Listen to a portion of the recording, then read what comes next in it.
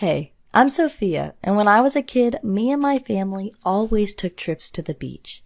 I can still remember how much I loved building sand castles and playing with those cute little crabs. However, one day, I suddenly felt dizzy and noticed that I was completely covered in rashes and hives. I got scared and ran to my mom to tell her that something was wrong. However, my throat was so swollen that I couldn't even speak.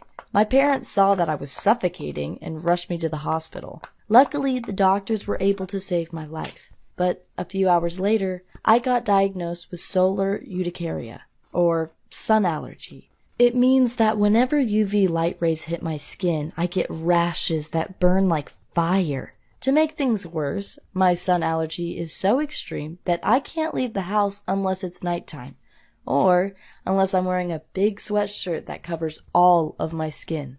You can imagine how my whole life changed in an instant. The worst thing was going to school, because all my classmates could play on the schoolyard while I had to stay inside my classroom with the curtains closed.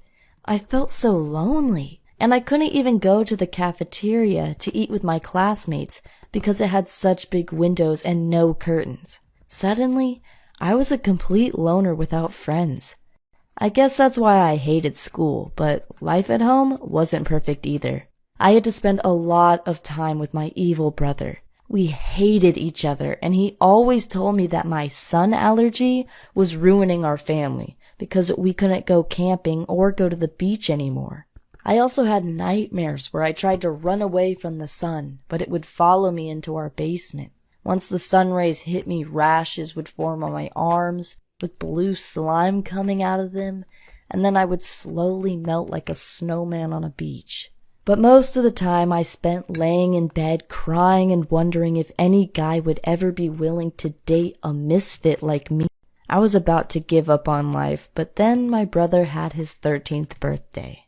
My parents asked him if he had any wishes, and he said his only wish was to go back to the beach. My parents got mad at him and told him to be considerate of my sun allergy and to stop talking about the beach. But he started crying, pointed at me, and said I was an evil vampire that was scared of the sun and tried to suck the blood out of our family. I remember feeling so terrible afterwards that I went to my mom and asked if she could bring me to a foster home because I didn't want to be a burden to our family anymore.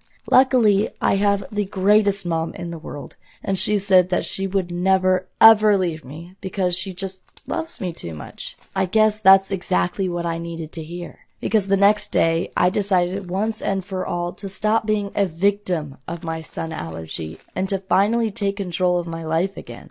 I joined an indoor hockey team to make new friends. I bought a telescope and took my family out to the beach and watched the stars at night. And I stopped thinking of my sun allergy as something bad that happened to me. And instead, I started to think of it as something good that happened for me and that made me become a stronger person.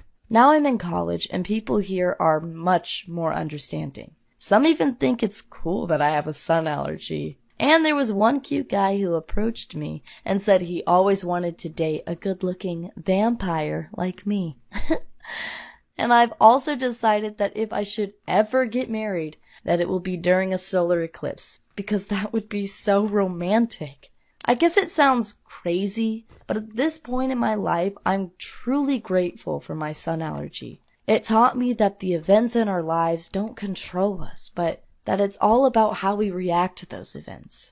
The first 2 years after I developed my sun allergy, I couldn't stop pitying myself, and I spent every night crying myself to sleep and wondering why life was so unfair to me. However, now I've realized that complaining about things you can't control doesn't make sense. It's a waste of time and energy. Instead, I tried to only focus on those things that I do have control over, like studying for school or having a good time with my family, playing board games and making jokes. I just want to thank you for listening to my story. I hope you learned something from it. Hey, I'm Peter, and I recently changed schools because my dad found a job in a different city. I suffer from social anxiety, so the idea of making new friends petrified me. But it got worse.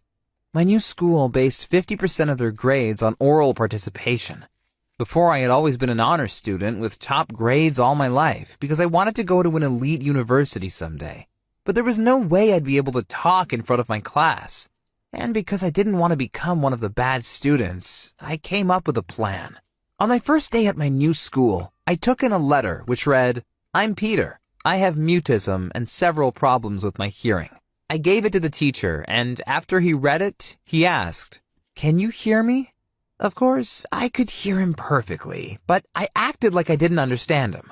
That's why I leaned forward so that my ear was almost touching his mouth, and when he asked again if I could hear, I nodded.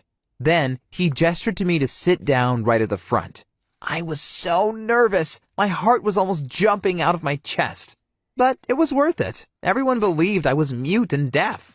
After that, my teachers only gave me written assignments, and I didn't have to do any PowerPoint presentations or answer questions in front of my class. But there was one problem left. My gym teacher, Mr. Gary. I could tell he didn't believe I was deaf or mute, but of course he still had to treat me respectfully, or otherwise someone could have accused him of mistreating of a retarded person or something. But one day, he crept up behind me and yelled, "Boo!" I jumped and let out a little scream. Afterward, Mr. Gary talked to me inside his office. He said he'd called up my old school and learned that I could speak and hear just fine. That's why he asked why I was faking being mute and deaf. Well, I told him everything about my social anxiety and how I didn't want to fail my classes. Luckily, Mr. Gary turned out to be really cool. He said he'd keep my secret and even told me I was one of the most badass people he knew for pulling this off. Wow, maybe he was right. Maybe I was badass after all. I understand that some people would argue that I should face my fears and practice my communication skills instead of avoiding to speak. But they don't understand that my social anxiety is so bad that there is no way on earth I would raise my arm and speak in front of my class. And this way, instead of getting an F for my oral participation, I'm only graded on my written work. And that's 1,000 times better, because it will allow me to go to Stanford or MIT someday.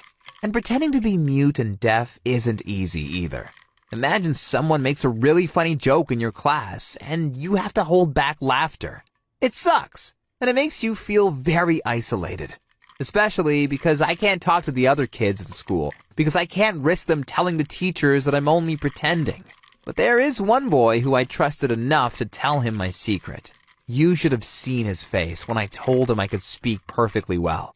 My parents know all about it too. I had to tell them because there was a parents' day at school. I couldn't risk them telling my teachers the truth. Luckily, my parents were okay about it. They agreed that my grades were more important than answering questions in class. When they found out why I'd done it, they were really supportive. They didn't know about my social anxiety, so they signed me up for a public speaking course to help me overcome my fears. The first time I went, I broke down in tears when it was my turn to speak. It was so embarrassing. But everyone was really kind, and slowly I'm getting better at talking in front of other people. Maybe one day I'll be able to tell the truth at school, but not yet. Thanks for listening, and please subscribe to this channel. Hi, my name's Maya, and I want to tell you about the time I made the biggest mistake of my life. My dad died when I was little, and it took my mom years to start dating again. She said that I was all she needed to be happy. But I always knew life would be better for her if she had a boyfriend. That's why I was stoked when she started dating Aaron. He treated my mom the way she deserved, and always bought her flowers and took her out to dinner. You can't imagine how excited I was when he proposed, and my mom said yes. I mean, I loved being a bridesmaid, and I'll never forget how beautiful my mom looked on her wedding day. But there was one problem, though. Aaron's son, Jared. He was so freaking gorgeous. It was as if he just came out of a movie. And Jared wasn't just good looking, he was also a really nice person. And even though he was a couple years older than me, he'd always say hi to me at school and carry my books when we walked home together. In fact, Jared was that guy. You know, the one boy in school everyone likes. That's why, after me and my mom moved into his house, all my friends got super jealous of me because I got to hang out with him all the time. My two best friends even tried to contact him on Facebook, but he just completely ignored them. So, of course, I had a huge crush on him. I mean, who wouldn't? But after a while, I began to think that he felt the same way about me.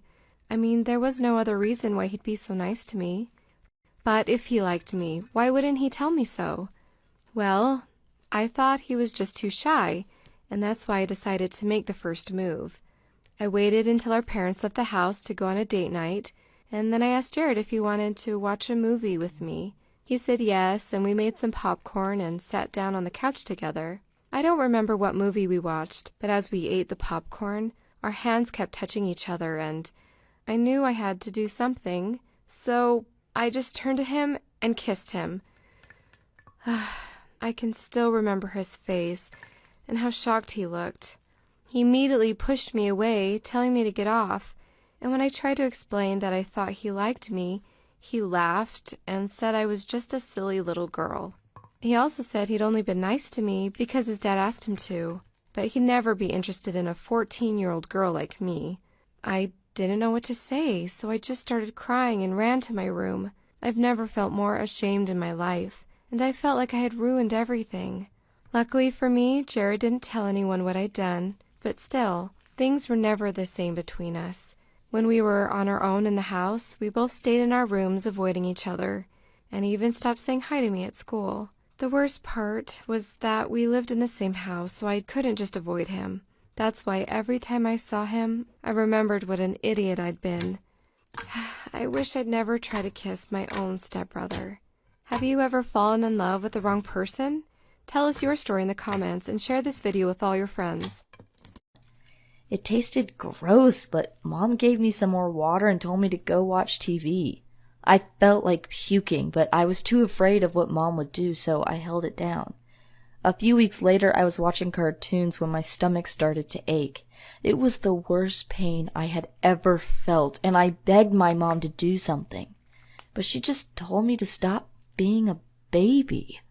The pain got worse, though, when I kept on crying and moaning. My mom screamed at me to stop making so much noise, but I couldn't help it. In the end, it got so bad, I called the ambulance on my phone. I didn't care what my mom would do. I just wanted the pain to stop. When they arrived, Mom was super angry, but the ambulance drivers took one look at me and rushed me to the hospital. They immediately gave me a gastric lavage, and you won't believe what came out. The doctor had to reach into my throat to pull out one massive worm. It was at least as long as my arm. It was so horrifying that I still have nightmares about it. The doctors looked shocked and asked me what I had been eating. At first I was too afraid to say, but eventually I admitted that my mom had told me to close my eyes and swallow something without telling me what it was. Well, it turns out that my mom had fed me a tapeworm. She said she only wanted to help me lose weight, but now I know that she was nuts. I could have died because sometimes tapeworms go through your blood into your brain and kill you. I was only 12 when all this happened, and I haven't seen my mom since. To be honest, I don't ever want to see her again. Now I'm 18 and my mom is still in prison for what she did. After my mom was arrested, my aunt and uncle adopted me. I'm so lucky to have them. They don't care what weight I am. They love me for me. Hey, I'm Victoria, and I was only 14 when my whole life changed. It was a regular morning, and I was taking a shower before school, like I always did. After I was done, I used a towel to dry myself off. That's when I noticed that I was completely covered in hives. At first it didn't seem like a big deal, but the hives got bigger and my whole skin started to burn and itch. The pain got so bad that my mom drove me to the hospital. Unfortunately, the doctors had no idea what was wrong with me. Finally, after 3 days inside the hospital, they diagnosed me with aquagenic urticaria, which is a fancy way of saying water allergy. Technically, it's not an allergy, but then again, no one really knows what it is. And because only 1 in 200 million people have it, there aren't any scientists trying to find a cure. It really sucks. When I got my diagnosis, I became seriously depressed because I thought my life was over. I mean, what boy would ever want to date a girl that doesn't take showers? I wanted to cry, but I couldn't because even my own tears caused rashes on my face. Life felt so unfair. But when my mom saw how I was feeling, she bought me a book called Life Without Limits by Nick Vujicic. He was born without legs and arms, yet he managed to create an extraordinary life for himself. Reading his story encouraged me to stop complaining about things I can't change and instead to focus on things that are in my control. Like, I always dreamed of becoming a professional soccer player, but since I'm allergic to my own sweat, I had to give up on that dream. But instead of complaining how unfair the world is, I just chose a new career. Now I want to become a doctor and help other people, maybe even find a cure for an unusual condition like me. And I'm kinda lucky because where I live it always rains. That means that most of the time I can't leave my house, so I have plenty of time to study. Oh, and in case you were wondering how I clean myself, I actually take one cold shower once a week. Yeah, afterwards I'm covered in hives and rashes for the rest of the day, but at least I'm clean. So you don't need to feel sorry for me, because overall, I'm doing pretty fine, and there are plenty of people who have it much worse than me. I just wanted to share my story, and thank you for listening.